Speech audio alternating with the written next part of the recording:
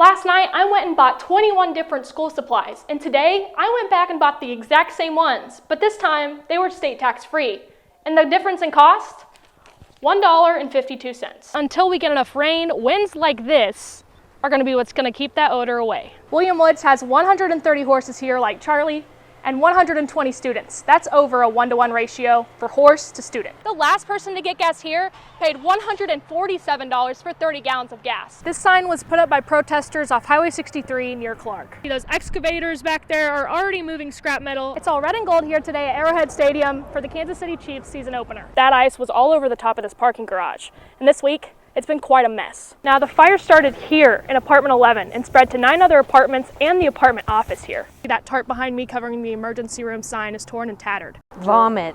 Driving behind a dump truck on a hot day. Yeah.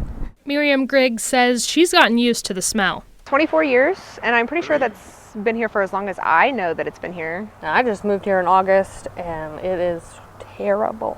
But a lack of rain has made it worse. We're in a 3-year drought at this moment, so any sewage that's in there hasn't had a chance to be diluted as much as normal years allow that to happen. The Department of Natural Resources is giving Moberly 30 days to submit a plan to reduce the smell. The city says it's already working on it. We've started a trial with a chemical addition here for odor control, and then we'll see how it goes, and that's our short-term plan. But we're also working on long-term plans that require, a lot more money and a lot more thought and preparation going into them. The city says that until we get enough rain, winds like this are going to be what's going to keep that odor away. Today, the wind's from the south blowing to the north. So that's not good for the people to the north, but it certainly helps those to the south or to the west. Some days, it's so bad that my kids can't even play outside, so I just want to make sure that, The city comes and does something about it. They do something about it, so that way it's not disgusting to be outside. 5th graders are back at the state capitol to celebrate Earth Day. Well, we're out here at the Earth Day celebration, and we're visiting the Capitol, and we get to go do all the events underneath all the tents and just learn how to recycle. Diesel Fitzpatrick came from Leeton, Missouri, part of nearly 30 schools that participated. The Department of Natural Resources provided grants to bring in those students. It also hosted more than 20 booths where students could play games and learn about Missouri's environment. My favorite one so far has probably been the one where I got the 2 water bottles from.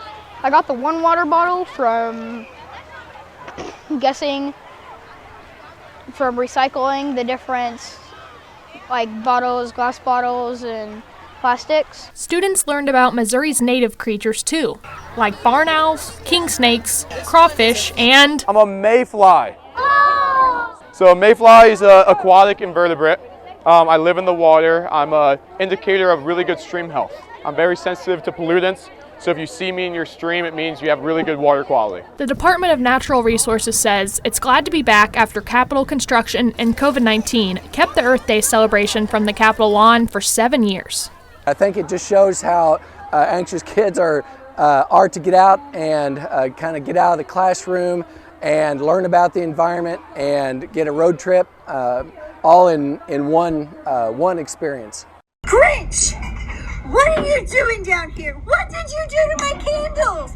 Get out of here! He's been caught on camera causing mischief and pulling pranks.